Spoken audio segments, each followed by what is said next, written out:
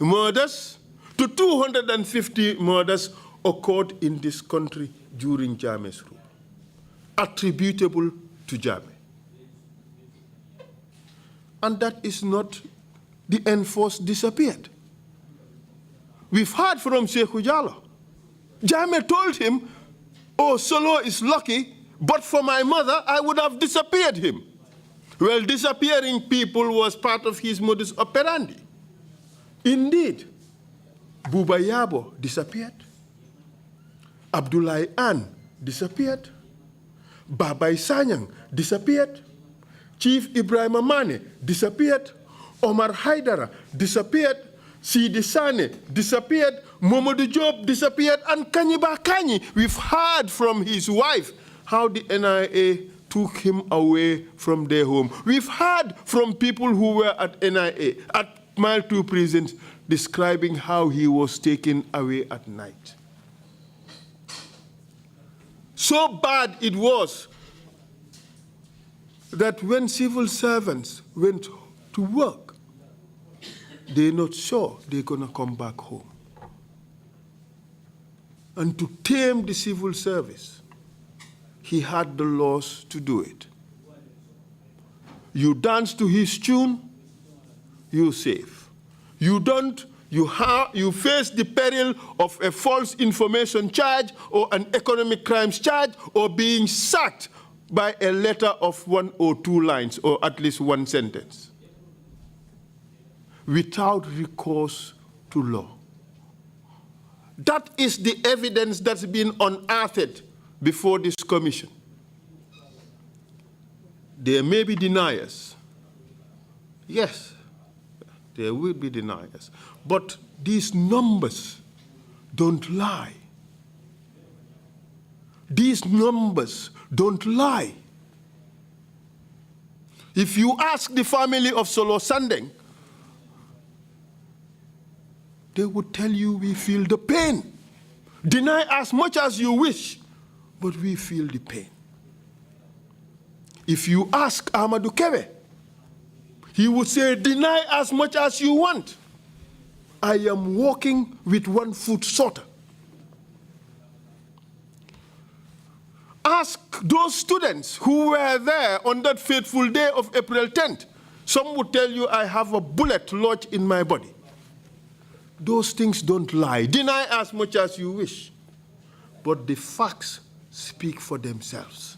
And the Gambian people have seen it.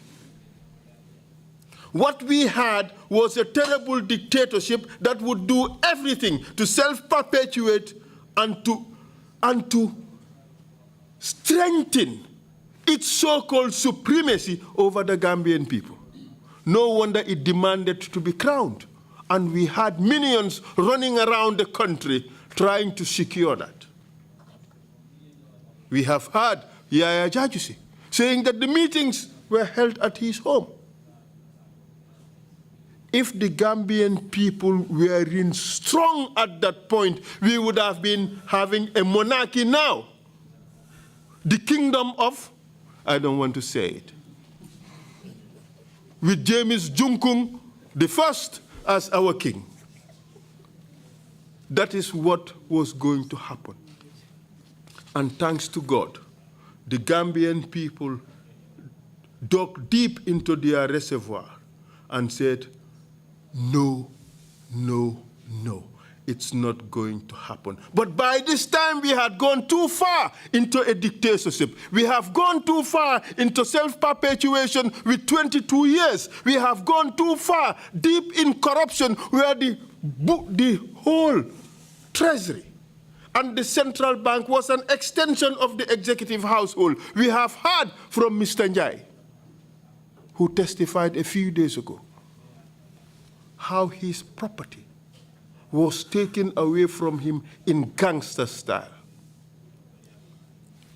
Mr. Chair, all these things I am saying tells me crimes against humanity, crimes against humanity, crimes against humanity. And the forum to deal with that is not only limited in Gambia. It could be Gambia, it could be Ghana, it could be West Africa, it could be somewhere in Africa, it could be the ICC. So no matter how people deny. No matter how one can control what may happen in Gambia, that same institution cannot control what happens outside or elsewhere. We have seen Hussein Habri. He's run away for 20-something years. He had to face the law. The other day I saw a publication with the Justice Dial pointing at Jammeh. Perhaps that is what needs to happen. Justice must happen.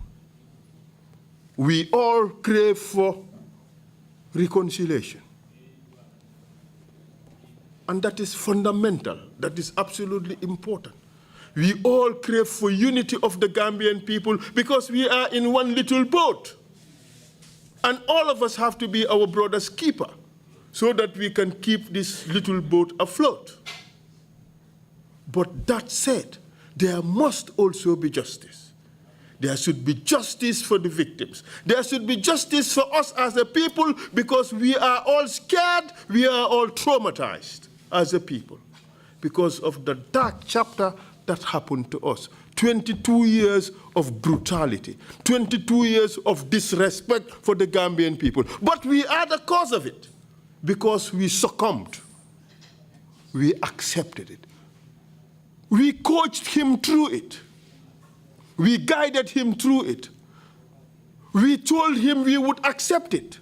And no wonder when he threw water, even some of our imams would dive just to touch that water, because coming from him, it has spiritual value. Embarrassing situation. This is what I see Dr. Cisse asking whether that is true. Yes, indeed, it happened in this country.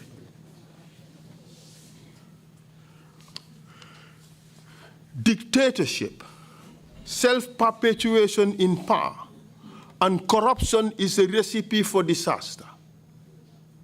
But in order to free ourselves from those shackles, we have to ensure that there is rule of law in this country and that we have strong democratic institutions. Otherwise, we are doomed. And this has to be the cornerstone of the recommendations of the TRRC. If never again is to be meaningful, it has to be anchored on rule of law. It has to be anchored on strong institutions. It has to be anchored on a disciplined society. I pray to God that we reform our attitudes and we show commitment to this little country called Gambia, that we have so much, as said by Mr. Carr, borrowed from our children. We have to be careful the Gambia we hand over to them. If we do not correct the ills of the past, we will be sowing seeds of disaster for the future. I leave it at that, Mr. Chair. I think we have made a good case. Even those who are in denial, if they search deep down, they would see that the truth has come out. And the truth is, Jammeh took us on a wild ride for his own self-aggrandizement. He has to pay the price. And those who enabled him also have to pay the price. Justice must be done. It must be seen to be done. Thank you, Mr. Chair.